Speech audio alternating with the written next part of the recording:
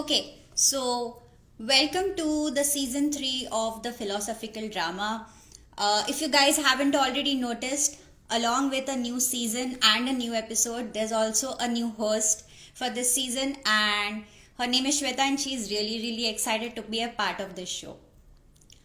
Before we delve into the details of today's theme, I would like to thank you all for an overwhelming response to the story that we had posted a couple of weeks ago. This was about the kind of themes that you guys want us to cover, and we got some really nice and unique responses over that. And I promise you that we will try and cover most, if not all, the kind of themes that you guys asked of us. Before adding in today's guest, I would like to recite a poem to you guys. This one is called as The Ocean Knew, and it was written by Nikita Gill. And this is how it goes. Every time you think you're broken, know this. You're never really breaking. No one can break an ocean, darling. All you're doing is breaking the glass that is holding you back. Diving deeper into your own depths. Discovering yourself in pockets of the most somber waves. Rebuilding your heart with coral, with seaweed, with moon-colored sand dust. So stop trying to hold yourself back in that glass. It was never meant to hold you. Instead, break it, shatter it into 1,000 pieces, and become who you were always supposed to be. An ocean, proud and whole. And this is what she did. Our guest for today, Simran Kaur. She quit her PhD after about three and a half years into the program. And of course it was a setback, but she rebuilt herself. She rediscovered herself. So let's hear about her story from her, and I will invite her now to today's live chat.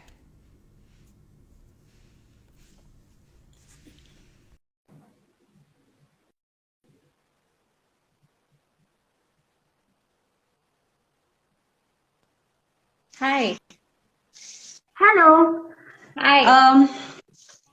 How are you today? I'm good. I'm good. So excited and so thrilled to be doing this with you. Yeah. Thank you so much for joining us today, and more importantly, agreeing to, talk on this very sensitive and serious topic. Because it is something which is necessary for people to understand, for people to have a perspective on. And I'm very sure that at the end of today's session, people are going to be inspired and reassured about, that there is a future, even if you change your direction or quit something. Definitely. I hope so too. And thank you for giving me the opportunity to talk about my journey, because I definitely think there are a lot of people who will resonate with me. And I'm sure by the end of it, they will have learned a thing or two. Yeah. Okay, so I'm going to start with a very basic question. So you are a consultant now. Right. You're working as a consultant now. Right. Is it related to science in any way, or is it related to kind of research you were doing, or the kind of thing that work that you were doing in your PhD, or something that you are interested in, or is it like completely different? So I'm still very much associated with science. After I left PhD, I switched to the pharma sector, and the current work that I am doing is more of that of a research consultant. So it involves a lot of scientific writing, a lot of literature search, writing scientific blogs, posts, reviews, doing meta-analysis, using statistics, illustrations, everything that pretty sure all of us do at one time or the other in our PhD. So in the broad sense, the topic has changed, the context has changed, but everything that I'm doing is still very much what I was doing back then. And yeah, very much still in science. Okay. So I think we'll circle back to that again. Right. And now we'll go to the stressful time during your journey, your PhD journey, and talk more about that now. So this was, if I'm not wrong, it was like you were like 3.5 years into the program. Almost four. And Almost four. okay. Yeah. Which is like, a lot for a person to think about that, this is like a lot I've come into it, and I think I can just suffer through it and, get past it. And in the end, I will have a prefix in front of my name. I will be a PhD, and I think it will be fine. That's what a lot of us think. Right. But the thing with that kind of thinking is that some of us do power through it and do cross it, but then it also leads to burnout.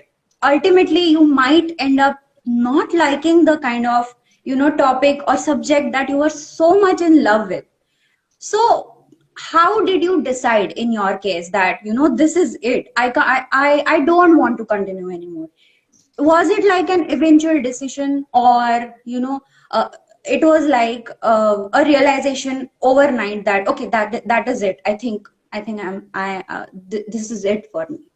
How was your process? So, first of all, the first thing to really talk about here is that PhD, obviously, you go through a lot of setbacks before you finally come to a path. All of us, whoever I Right. know you, I know a lot of other friends who, it's never a straight path. You have a lot of setbacks, and then Yeah. finally your experiment starts working, a thesis starts taking place, Yes. you have suddenly Yes. completed a pathway. So initially, I fought a lot. I gave my 100%, and leaving was not even in my mind for a very long time. All I knew is that, okay, someday it will work. I will keep doing this. I will try this. I will Exactly. try that. I used to run after a lot of people trying to troubleshoot whatever it was, be it what I was feeling mentally, whatever experiments were not working, whatever problems I was having. So this decision was kind of a climax to this whole story. Like, I reached a point where I knew that whatever I have already given my 100%, whatever I do is not going to, change the situation that I'm Change. in right Yeah. now. I was feeling completely stuck. I was in a loop. My physical and mental health was totally in shatters. I was on the verge of a mental breakdown, and I just couldn't take it anymore. So I was also undergoing counseling at that time, and I'm sure we'll come back to it later. Yes. Yes. But the decision was kind of overnight in a way that I had not been really sharing a lot with my family about this because I didn't want to worry them. Hmm. And Hmm. one fine day, I called them up and I broke down and I told them, ki, see, this is what's been happening and I just can't go on anymore. I have done everything, I have tried everything. I'm just not moving forward and it's affecting me a lot physically and mentally.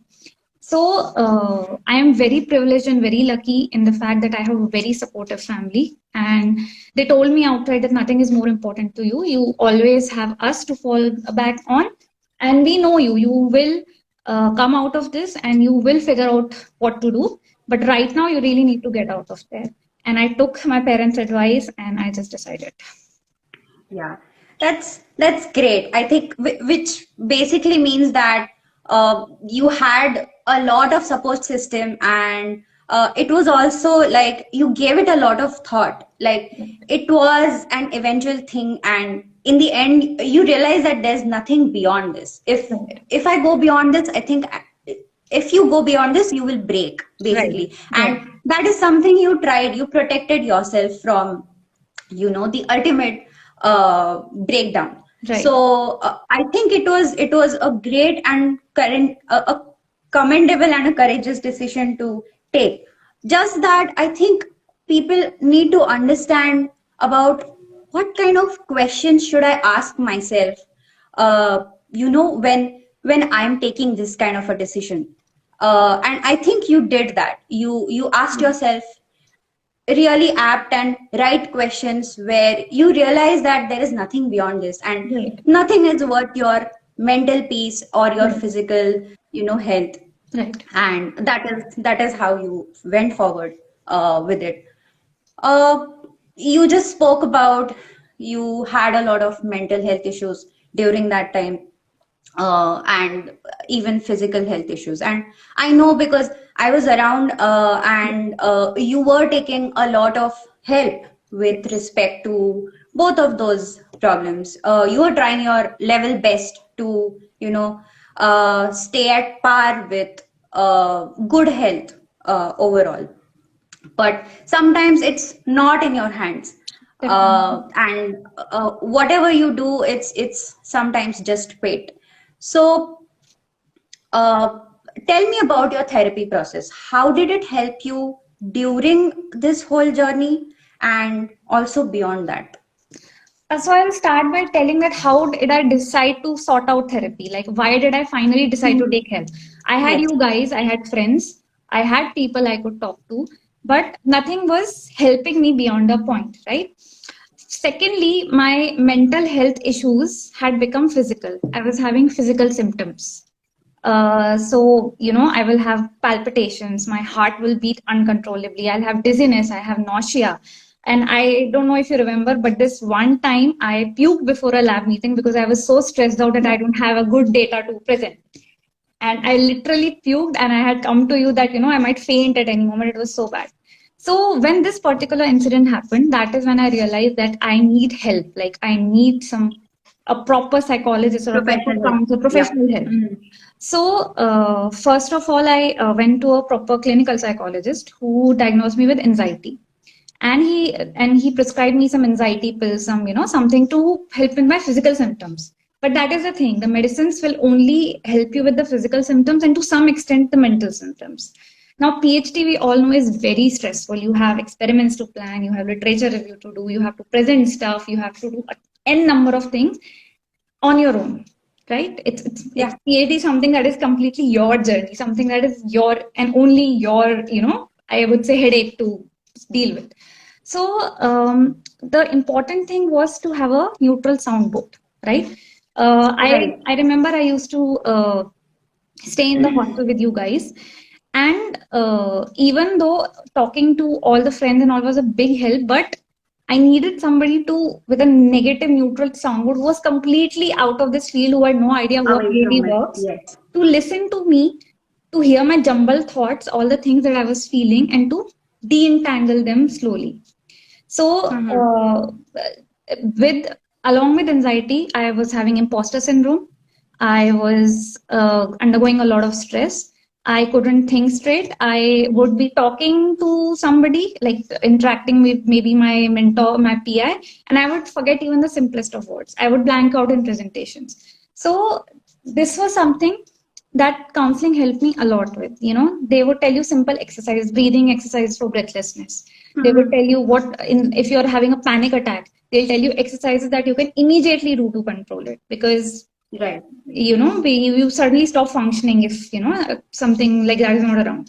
So that I was very low on self motivation. Most days I would not even want to get out of the bed. Oh my god, I have to go back. I have to start from scratch with a failed experiment, and I have to do it again, and I just don't have the energy. So they will tell you exercises. So I'll give you an example. So I had to sort through a lot of this big data set. I was not going anywhere, and I was feeling very low, Mm-hmm. and no Yeah. motivation at all to do it. And that is Yeah. when my counselor suggested me an exercise that you have to make sure that you focus for 1 hour, and then you can reward yourself for next 2 minutes by watching your favorite series in the middle of the lab. Doesn't Right. matter, but simple things that I could do to Yeah. I remember you watching panda videos. exactly. Exactly. So these were the little things that help me cope every day with the kind of assaulting thoughts that I had all the time. Yes. So yeah, slowly by slowly, I started to understand myself better. I got validated कि okay, it's not wrong to feel like this. It's not wrong to have these kind of anxious thoughts, or being low on confidence. Anxiety is basically your brain's self defense signal to tell you that something is wrong, and Yes. then you need That to something deal is with it. wrong. Exactly. Exactly. It's like Yeah. a SOS signal from your brain. So my counselor validated that, and day to day she helped me with dealing with everything. So yeah, Mm-hmm. big Mm-hmm. help. Right. And yeah.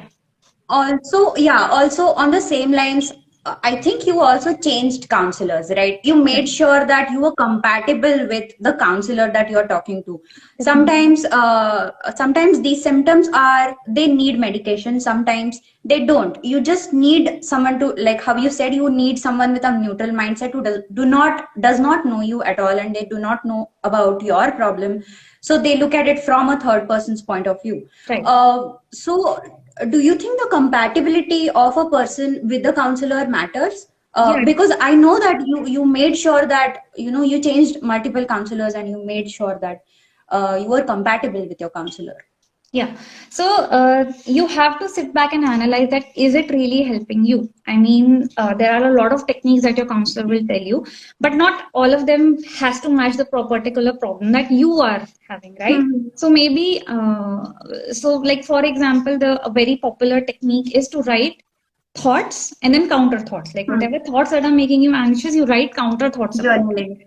So Okay. that didn't really work for me for some reason. I was so negative and I was so low on self confidence that even though I did that exercise very diligently, it was not helping me much. So, so that is a very common thing, and it can happen. Like even if you go to a normal Hmm. physician doctor, it is Yes. not necessary the medicine will suit you, right? Sometimes you have to Yeah. switch a second or third doctor. Like the Change. stomach ache is just not going until there's this one doctor which will catch the nubs ki arey, exactly this is the Right. problem and this That's the medicine will reason we suit take you. second and third opinions. Exactly, exactly. It's So necessary. yeah, so same happened with me. So I finally found a counselor who understood me, who gave me the kind of exercises that were easy for me to do. Somebody who was so reluctant to do anything because I was Hmm. so anxious all the time. She gave me very simple things to do, very simple tasks, very easy exercises that were helping me. So yeah, it's very important. Like take a counseling session, talk to your counselor 2 3 times, and if you feel that, so there are also a lot of specialists in counselors, like some just Hmm. specialize in Hmm. anxiety, some Anxiety are general depression. counselors, some are, maybe something else. So Yeah. after you know that, okay, this is the particular problem I'm having, you should make sure that you go to a counselor that specializes in that. And even in that, it's okay to, talk to one you think, okay, no, my one might not really be helping. It's always okay Hmm. to talk to. There are many, Switch. many good counselors out there. We are very lucky now in India that this is Yes. such a emerging issue, and you have very good trained psychologists and counselors that are out there to help. Yes. Yes. And some people are also doing it for free. They are doing it Exactly. pro bono. Yes, Yes. yes, definitely. And all of these counselors, I think they have some sessions which are free. So Yeah, those are like really helpful. That is something that they are doing, and it is great for the society. definitely. So that is Yeah, something which is worth considering. definitely. Yeah.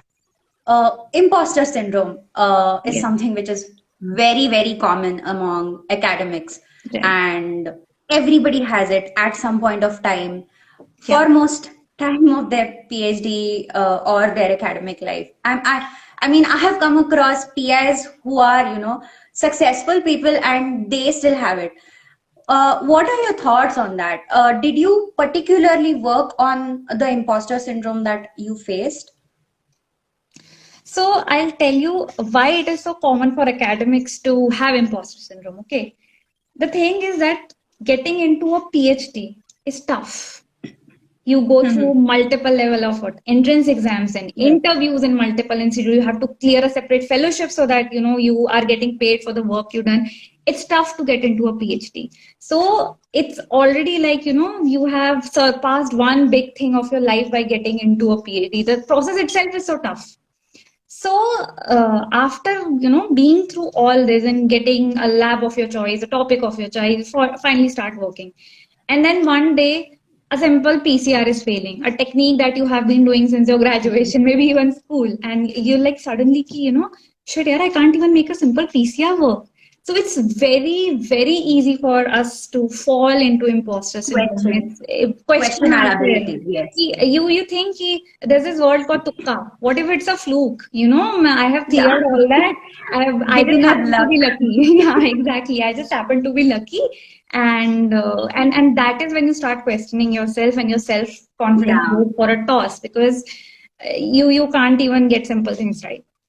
And I obviously definitely because Because like all of us, even I, when I had entered PhD all full of confidence and, got my favorite lab and, doing the work that I love. Yeah, yeah. And You then were a one, person who had cleared all possible entrances, and I think you had gotten to every possible institute possible, like, wherever you interviewed. And I completely understand. I mean, this happening to a person like that, it's very tough. It's like facing your worst fears. exactly. So uh, my self-confidence went for a complete toss. And I'm like, okay, I mean, this can't be happening. This has to be a fluke, right? I mean, So this was one of the first things that I discussed with my counselor that, I have started questioning myself that, maybe I was never good enough, it's just that luck. And that is when she told me that, that is why it's called a syndrome. It's something that you suffer from. It's a lack of confidence, lack of, self assurance that you suffer from. It's a syndrome. It's a disease. I mean, it's a thought that is there. It gets stuck in your head, and it becomes a loop. The more you Mhm. underconfident you are, there's a chance that you will mess up more, or you will tend to make more mistakes because Yeah. you're so apprehensive ki, oh my god, this is going to fail because I'm not good at this. This just happened that it has worked so far. So you tend to make more mistakes and you tend to get stuck in a loop, and that is what exactly what happened with Yeah. me when I couldn't make even simplest of experiments work, or when I would blank out in presentations. I couldn't find scientific term for simple words and conversations just because of my anxiety, but that was not how my brain was telling me. It's like You are. Exactly. yeah. Yeah. So the important thing is to keep reminding yourself that this is just a phase, and this is just your brain trying to just tell you that this count you have to counter it, and you have Believing to in yourself that you have potential. exactly. So Always. Yeah. exactly, and there was this exercise that she gave me. She told me that make a list of all your achievements or all the good things that you think you have done so far and the good qualities you Hmm. have. And now tell your friends, all your friends, close people, maybe even colleagues, seniors, your bosses, to write about you, to, tell you that what they think is good about you, or that, what are the areas, what are your strong areas, and what are your strong points. And then match it with the list that you have made. And I did that. I sent it to you. I sent it to other PhD students. I sent it to some of my old professors. And they all, wrote back some really good things about me. Better things which you did not know. Exactly. And that is when she told me, ki, see, this cannot be a fluke. Can you fool so many people at the same time? Exactly. It's not Yeah. Yeah. possible. You Yeah. are good, and this is just a phase you're going through. And you have to, whenever you are down, whenever you feel imposter syndrome taking over you, go over these messages, and you'll instantly feel better. Yeah. And this is just one exercise, but that definitely help. You have to Yeah. Yeah. make, At times, yeah, I think on similar lines, at times it's like a lot of times that this happens and you're very sad because of a stupid experiment not working for a yeah, very long time, and yeah, you're talking to a random person, maybe an old person who does not really know what's happening, with your current experiments, but that person will be like, oh, we were doing this and you were so great at it, and then you are suddenly like, this is the kind of confidence someone else has on me and does not exactly, even like really know what I'm doing right now. So exactly, why can't I have that confidence on myself? I think exactly. that is something very important. You have to remember always that you have to be your own support system always. Definitely. Definitely. You, Yeah. it's you versus your brain. You have to constantly tell yourself, ki, no, I'm good. It's not a fluke. And believe me, one day you will start believing yourself. Yeah. Staying in the bubble for some time is good. Yeah. Okay, so during this time, like you also said that a counselor is a neutral person, Right. a third person Right. who does not know what's like going on, and then you walk in and you tell that person about your perspective. Apart from a counselor, you also made a community for yourself outside ICER. You were doing your PhD in ICER Pune, and you had a lot of friends in campus, but uh, for some reason, I don't think you actually actively knew that, you're making a community or connections outside, who were completely unrelated to your friends on campus. But you did that. You went for Zumba classes in the beginning. Then you went for CrossFit, and made a lot of friends. And I'm speaking from personal experience. I have also done this, and I think Definitely. that benefits you a lot. We made a India Limca book record together. Oh yeah, we did. We Yes. did. uh, so coming back to this, the thing is that sometimes you don't need a person to uh, know that this is the issue that is going on, and this is the reason that you're sad or you're not doing well. You just want, like how I said, it's great to live in a bubble. You want to live in a bubble for some time where people absolutely do not know about your issues, or maybe Exactly. they know that there is some issue happening with her professional life, but they are like, it's fine, it will be okay. That's about it. Yeah. And the other aspect of it, like having fun beyond that, like Exactly. life beyond your profession, Yeah. is something also matters, and that takes you away from all your tensions and all your stress. Right. So what do you think about building a community? How was your experience in that respect? I think that is one of the biggest lessons that I have learned from this whole journey, honestly. Uh, there's this thing which is gaining a lot of, what would I say, traction these days, because it is very important. That is work-life balance, right? Yeah, So, especially because of work from home exactly, situation for a lot exactly, of people. exactly.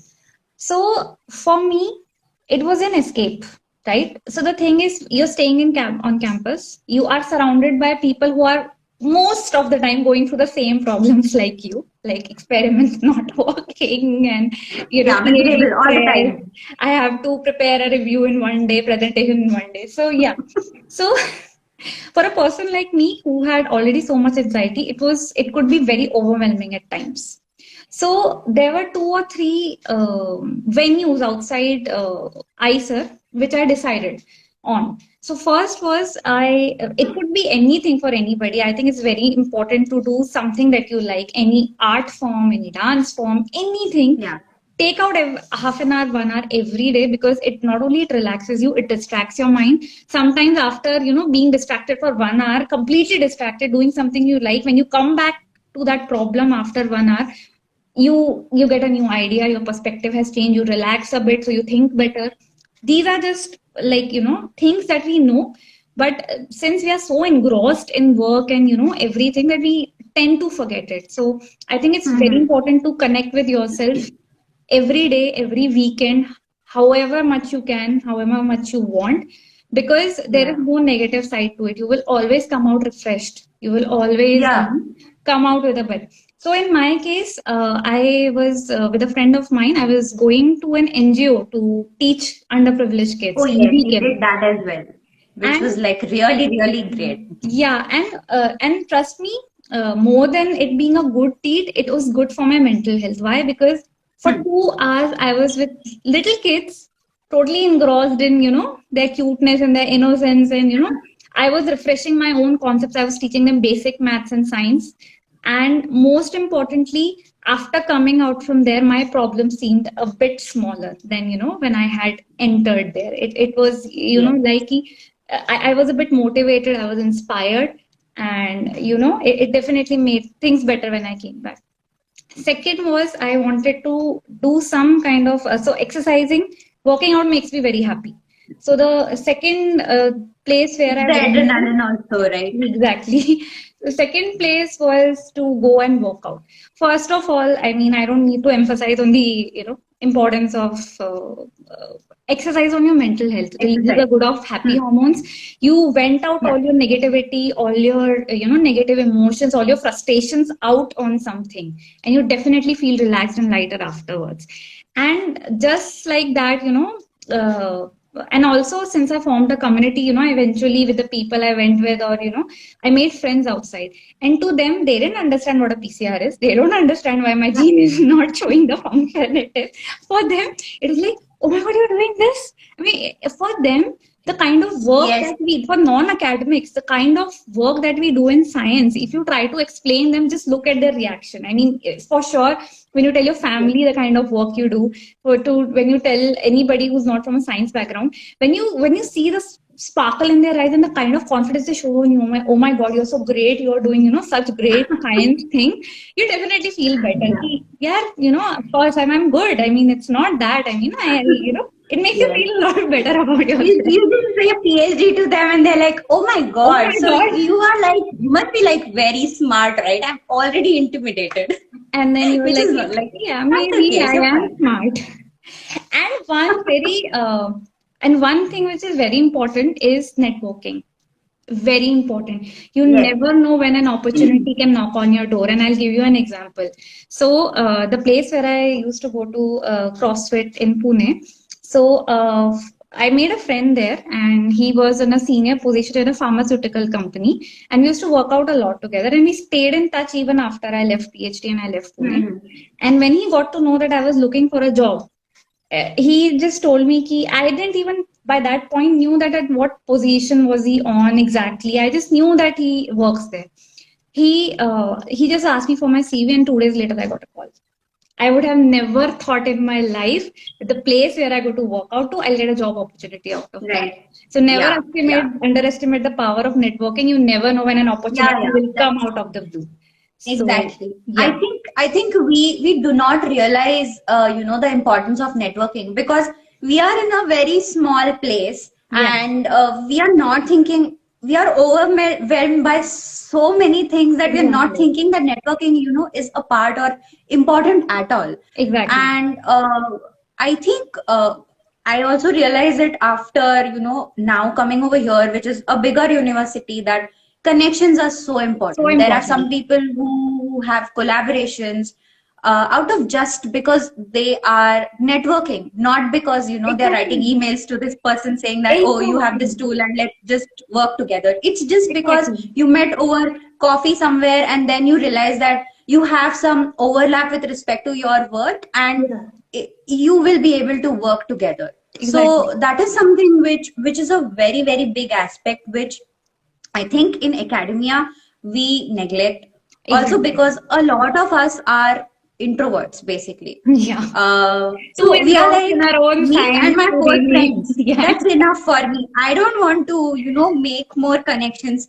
It's not necessary. I just have to work on a lab bench. That's enough. Exactly. So that is what we do. But I think this is something which should be inculcated in people right from the beginning, that you should talk about your science. Sometimes also it's important to not just talk about your science in the lab, but also with some person who does not at all understand it, because that is how you grow. Like Exactly. science is built in a community, it's not built in a room. So Exactly.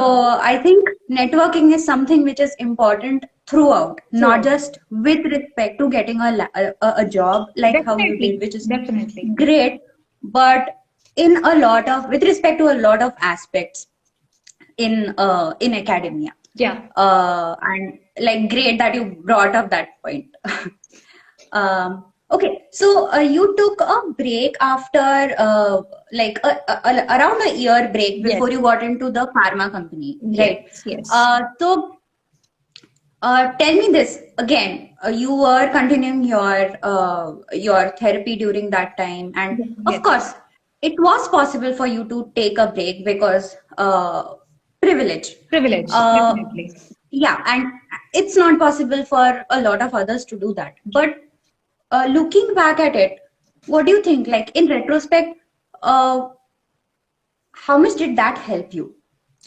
So, when I had, when I finally left PhD, packed everything and came back home, it the first reaction was that I felt lighter, right? I Hmm. felt light that, okay, I had been undergoing something so drastic for such a long time, and then I'm finally free. But what ahead? I had still a long journey ahead of me in terms of my mental health, in terms of figuring out what I want to do. And of course, like you said, I Yeah. was very privileged to have a family to All. fall back Yeah. on. So, Also, you were not sure what you were going to do right exactly, after that. exactly, Yeah. exactly.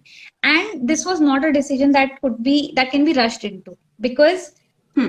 if you I mean, if I talk even about myself, if I would have immediately jumped into something else without thinking it through, there would be a good chance that history would have repeated itself, because I had Hmm. not yet Hmm. resolved the issues. I have not yet thought about thought things through about whatever has happened, and what lies in Yeah. the future.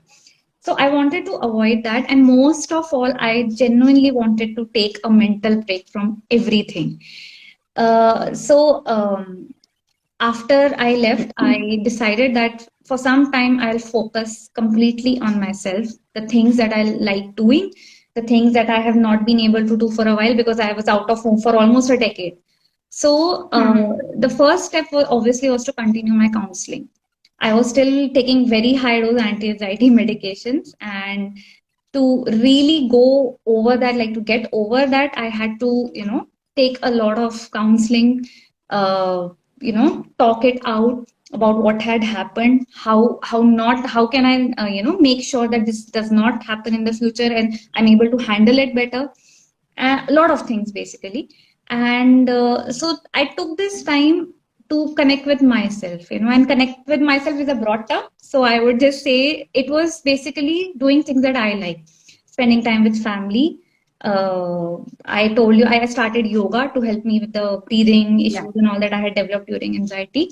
And I joined dance classes because you know how much I love dancing. And for some time, I just completely relaxed. I stopped worrying about the future. I just told myself that I will take some time only to work on myself first and then see what I want to do.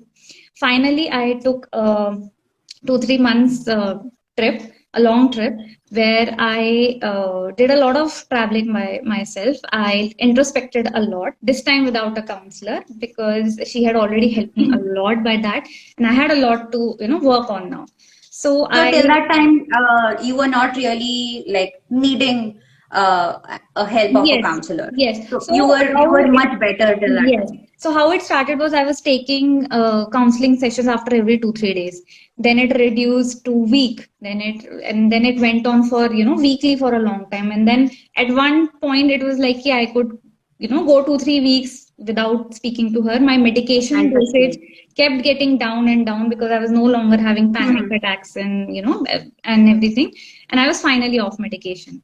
So then I took this trip to because I love traveling, and I thought ki I'll just spend some time with myself to figure out what I want to do. And that is when I introspected. I spoke to my brother who's in the same field. Reached out to some seniors, I reached out to some colleagues, and I just kind of started exploring, without any prejudice in my head or without anything.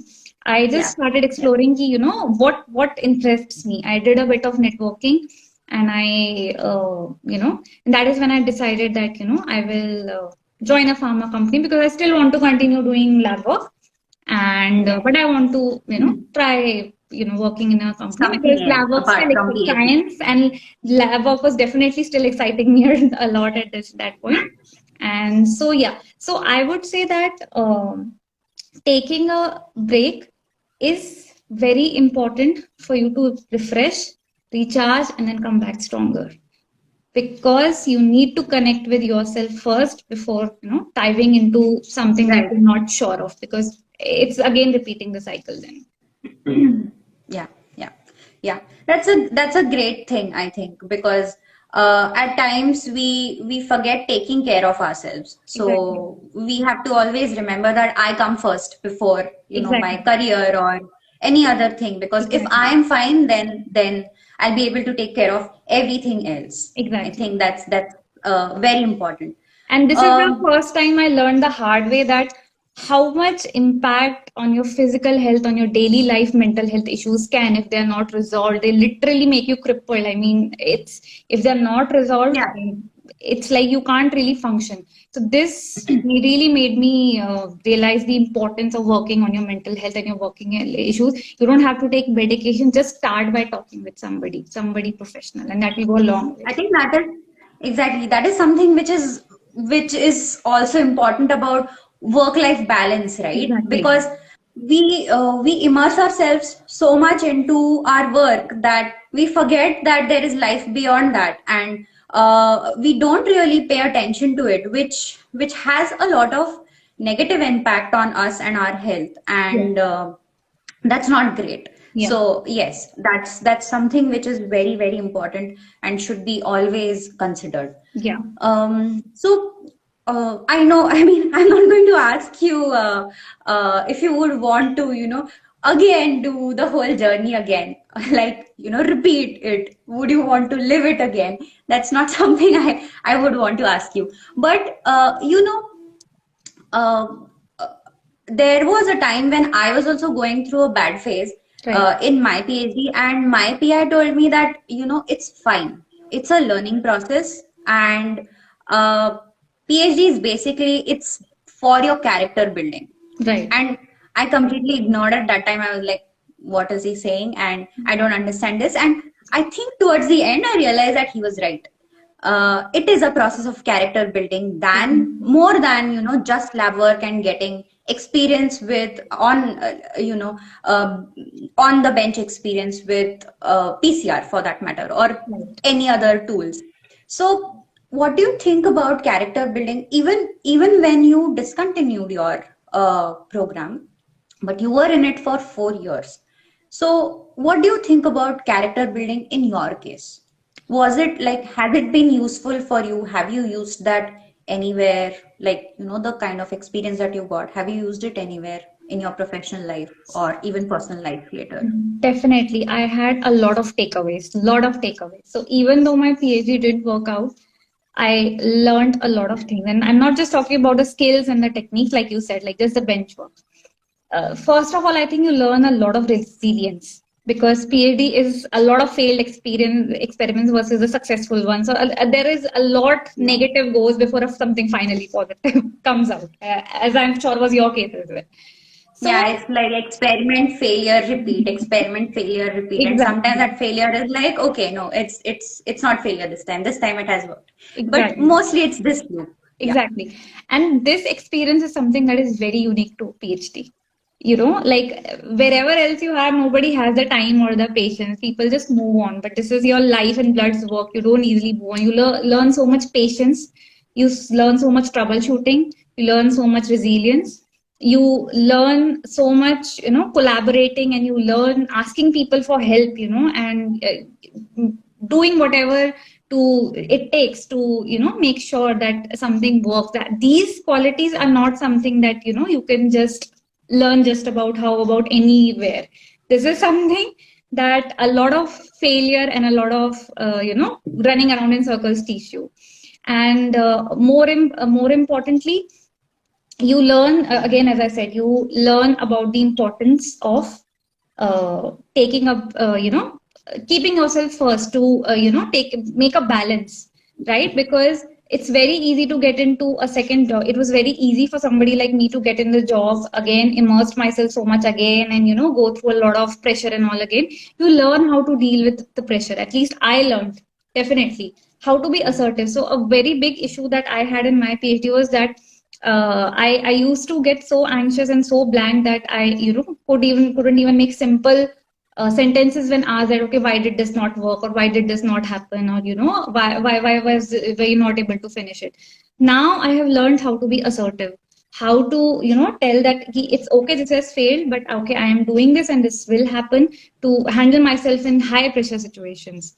So also this whole experience has taught me a lot to deal with so many oftentimes you're not able to put through your thoughts very easily. Even Opinion. at least I was not Yeah. able to. So the whole PhD process has really helped me how to put forward my thoughts, how to explain something to somebody. And yeah, definitely. But yeah, biggest thing would be patience, resilience, uh, dealing with mental health issues, the importance of mental health issues, and yeah, working in high pressure situations. Because Yeah. especially for me, when I switched to corporate, the pace is completely different, right? you have to work in a group, you have to do work for a project, for a team, and there are a lot of deadlines, and there is a lot of rush to do things. So in those kind of high pressure situations, how to work calmly, because when we are in PhD we have a tight deadline for ourselves, because so all these things, and definitely working in shared labs and whatnot. So yeah, a lot of Also, speaking up. I think speaking up is something which is essential in a corporate exactly, sector, exactly, which is not so much there in during your PhD because it's your project and you are the only one who's exactly, doing it. So exactly. I think assertiveness is something which also needs that, and it requires that kind of quality. Yes. Okay, so that's another great thing. But at the same time, like with respect to experiments or something, when you were hired, uh, I would want to ask you, this is like a technical question. Were Right. your skills transferable? As in, did they, whenever they hired you, did they hire you as a basic? Because you did not have a PhD degree, although you had all the experience. Uh, so two things. One, does it reflect not in a great way in your on your CV? And second thing, are these skills transferable? As in, when you're hired in an industrial job or somewhere else, do they consider that 4 years of your experience, or do they deem you as okay, she's a master's person and she will be considered at that level? Is there a difference? So in my case, the 4 years research experience I had counted. So when I was hired on the level of a person whose experience between 4 to 6 years. So in my case, Okay. the experience counted. And the thing is that if you have left PhD or if you have taken a break, the first thing is to be honest to your recruiter. So a Hmm. good thing is that at least in my experience, people are much more open to talking about and understanding mental health issues now. So it's okay. I mean, the first thing is you have to be honest that, okay, I was doing a PhD and I left it. Like this 4 years research experience that I have was a part of a PhD. Okay. And secondly, you have to be honest that you left because, you were having some issues and all. Hmm. And the thing is that in my experience recruiters are more interested in the skills and the knowledge that you have. Okay, Yeah. when you take your interview, if it shows okay, I mean, you have worked in a lab, you have those kind of skills, you know all these techniques, you have all these basics clears, and you have so much knowledge about the work that you have done over the last 4 years, the skills and the techniques that you have so much knowledge. So that is what matters to them. They want a good hand, they want good hands and a sound mind, Set of hand. Yeah. right? So in that case it doesn't matter that you didn't finish your PhD. That Hmm. that PhD not finished tag doesn't Okay. matter. What So matters your is, experience matters a yes, lot. your I experience mean, matters there's a lot. nothing to worry about that. Exactly. Because that is one of the fears, right? That, Yeah. now if I leave, it's too late to leave. And I mean, if I get hired somewhere else, my experience will also not be counted. That Right, is something, that is the kind of fear that a lot of people have. And I think right, this is right. essential for people to understand that Exactly, they have to exactly, be, vocal about that, I exactly, have this kind of experience and I can troubleshoot these kind of experiments and work exactly. in this kind of environment and background. And yeah, in that case also you have to be very assertive and And uh, plus, to be honest, so I went into a job which was like very technique oriented. It was a very technical kind of job. So the experience that I had in PhD, be it my presentation skills, being it analysis of data, or being able to scientific thinking, critical thinking, and being able to go through research papers, being able to translate into something that you can use, those only prove to be plus points. Like the Mhm. kind of training I had through PhD was clearly a plus to the kind of That's great. experience, yeah, the kind of skills they wanted. It was a plus for them that I already know so much on top of it, because it's just a Yeah, part of your basic PhD training, right? yeah, Like techniques and skills are a different thing, but this thing that you learn a whole set of different things. Character building, exactly. Exactly. Even right now, the kind of Yeah. work I'm doing, scientific writing, right? Because at some point of a PhD career, you'll write a paper, you'll, like in ICER, we used to have literature review and, Hmm. colloquium and all, you write so many write-ups. It's already there. The training is already there. You already have the basics all sorted. Is just about then building on that. Right. Okay, that's great. I think it's time for us to conclude this episode, Simran. Thank you so much for agreeing to doing this and talking about this so elaborately. I think it's going to be very inspiring for a lot of aspiring PhDs. It's going to be very, very reassuring and supportive for a lot of people. So thank you so much for coming Thank on you so today's much for episode. having me, giving me the opportunity to talk about this, and thank you for being a part of my journey. Oh, all right. I'll catch up with you later Yes. and talk to you later. Okay. Bye. Bye. Bye. Bye. Bye.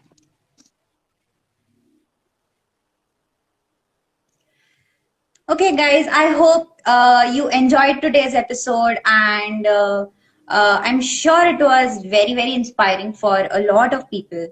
Uh, if you liked it and if you think that it will be helpful for someone else, please forward it and share it to with others. And we'll meet you next week with a new topic. And till then, like us and follow us and stay tuned.